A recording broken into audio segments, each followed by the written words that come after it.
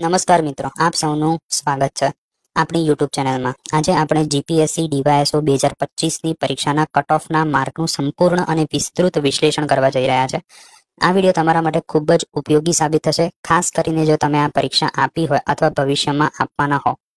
મિત્રો, જીપીએસસી ડીવાયએસઓની પરીક્ષા ગુજરાતમાં સૌથી પ્રતિષ્ઠિત પરીક્ષાઓમાંની એક છે.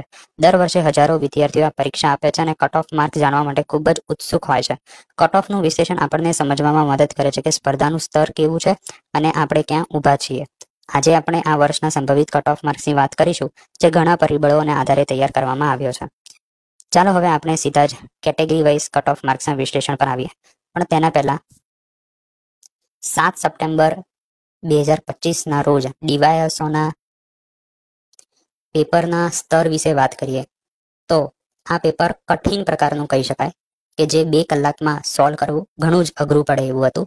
અને મેક્સિમમ જો સારી તૈયારી હોય તો 150 થી 160 જેવા પ્રશ્નો અટેમ્પ્ટ થઈ શકે એવા હતા 2 કલાકની સમય મર્યાદાની અંદર.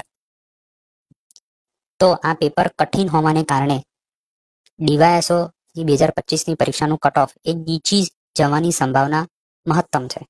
ગઈ વખતે કટ ઓફ અંદાજે 106 માર્ક જેવું રહ્યું હતું, કારણ કે પેપરનું સ્તર એ સરળ પ્રકારનું હતું. પરંતુ અહીં પેપરનું સ્તર એ અઘરા કક્ષાનું છે અને ડીવાયએસઓની વેકેન્સી એ 102 જેવી છે. માટે કટ ઓફ નું વિશ્લેષણ આ મુજબ છે.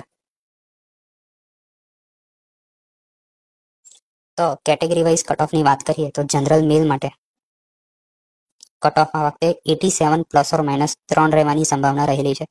ઈડબ્લ્યુએસ મેલ માટે cut off 87 plus or minus 3 રહેવાની સંભાવના છે. ઓબીસી મેલ માટે કટ ઓફ પણ 87 પ્લસ ઓર માઇનસ 3 રહી શકે છે.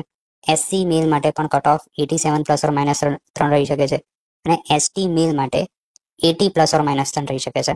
હવે જો ફિમેલની વાત કરવામાં આવે તો જનરલ ફિમેલનું cut off 79 plus or minus 3 રહી શકે છે. ઈડબ્લ્યુએસ ફિમેલનું cut off 79 plus or minus 3, OBC ફિમેલનું પણ 79 પ્લસ ઓર માઇનસ 3, એસસી ફિમેલનું પણ 79 પ્લસ ઓર માઇનસ 3 અને એસટી ફિમેલનું 67 પ્લસ ઓર માઇનસ 3 રહી શકવાની સંભાવના છે. તો આ આંકડાઓ માત્ર એક અંદાજ છે અને અંતિમ પરિણામ જીપીએસસી દ્વારા જ જાહેર કરવામાં આવશે. પરંતુ આ વિશ્લેષણ તમને તમારી તૈયારીઓનું મૂલ્યાંકન કરવામાં અને આગળની રણનીતિ બનાવવામાં મદદ કરશે. આશા રાખું છું કે આ વિડીયો તમારા માટે ઉપયોગી સાબિત થયો હશે. જો તમને આ વિડીયો પસંદ આવ્યો હોય તો તેને લાઈક કરો, તમારા મિત્રો સાથે શેર કરો અને આવી જ વધુ માહિતી માટે અમારી ચેનલને સબસ્ક્રાઇબ કરવાનું ભૂલશો નહીં. આપ સૌને તમારી ભવિષ્યની પરીક્ષા માટે ખૂબ ખૂબ શુભેચ્છાઓ. આભાર.